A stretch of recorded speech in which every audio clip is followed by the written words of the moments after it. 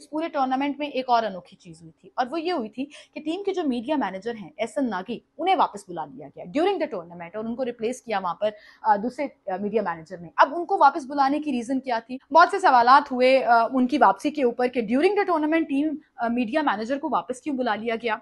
अब उसमें भी बहुत सी चीजें खुलकर सामने आ रही हैं, और वो चीजें ये हैं कि इस वक्त वहां पर जितने स्पोर्ट्स जर्नलिस्ट हैं वो हमारी टीम का इंटरव्यू नहीं कर सके, उनको मौका नहीं दिया गया, टाइम नहीं दिया गया। और ये जो एक रिप्यूटेशन है ऐसा नागी साहब की, ये बहुत पुरानी है कि he is the media manager, he is suppose to have good relations with media, लेकिन इसके बावजूद उनकी बहुत कम स्पोर्ट्स जर्नलिस्ट से बनती है, और हमेशा वो अपने आप को सुपर पावर समझते हुए पिक एंड चूज की गेम खेलते हैं और कहीं भी बैलेंस नहीं कर पाते। और यही किया उन्होंने वर्ल्ड कप के दौरान भी, कि पाकिस्तानी तमाम जर्नलिस्ट जो इस वक्त इंडिया में मौजूद हैं, और ये बड़े गिने चुने से हैं, उनको साइड पे करके एक इंडियन जर्नलिस्ट से आप अपने प्लेयर का इंटरव्यू करवा रहे हैं, और उस प्लेयर ने फिर खुलकर बोर्ड की धज्जियां भी खेली हैं। अब ऐसे में जो ऐसा नागी साहब हैं, उनकी पिक्चर भी सामने आ जाती है उस सेम जर्नलिस्ट के साथ जिसने ये आर्टिकल पब्लिश किया।